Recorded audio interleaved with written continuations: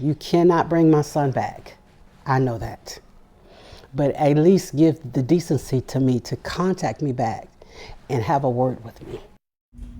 A mother begs for a response from the Birmingham Police Department. Her son, Roderick Gray Jr., died 3 years ago today. He was shot outside a club in downtown Birmingham. His mom says she's heard nothing from police. And she says she's reached out repeatedly with no luck. Only on 13, Michael Higdon sat down with the grieving parents. Michael, what is it that they want? All they really want is a phone call back to update them on this case, even if there is no update.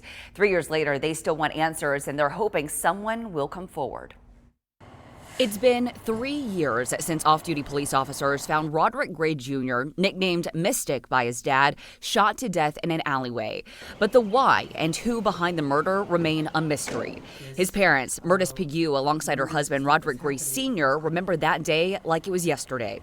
My phone rang, and it was my daughter on the line, and she was like, Mama, Mystic's gone, he's dead. We jumped into the truck and we drove to the crime scene, and ironically, there were no tapes, nothing. Ironically, they had cleaned up the crime scene quickly.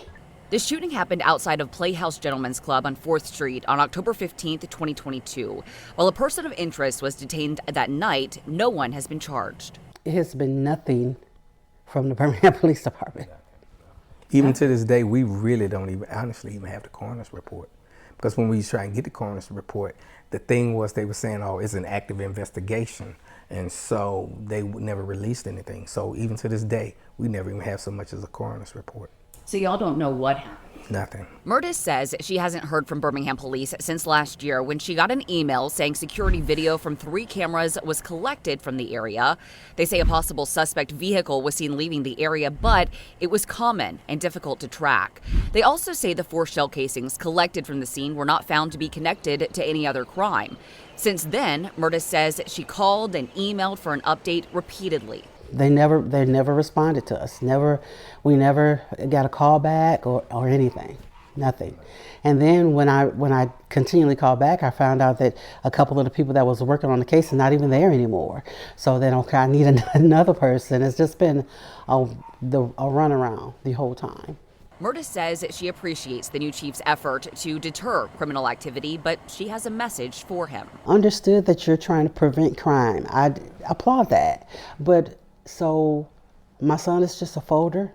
Don't forget about the people that's still here trying to get answers. Now, 3 years since their son lost his life, they want to keep his memory alive. Mystic, so his father nicknamed him that because he was a mystery. And he truly lived up to his name because he was a real, to himself type person. And once he got to know you, he was like the life of the party. And the conversation the two had the day he died will forever stick with her. He said, do you guys believe in life after death? And so we were like, I said, yeah. I said, I believe God can do anything. I said, I can believe God could do anything. Yeah, life after death.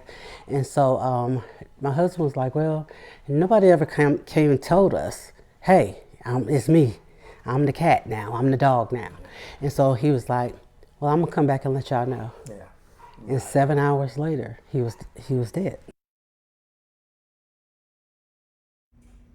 Well, I also reached out to the Birmingham Police Department to get an update on the case, to talk with the detective over it, but never heard anything back. His parents are begging, if you know anything about this case, even 3 years later, to please come forward. In studio, I'm Michael Higdon, WVTM 13.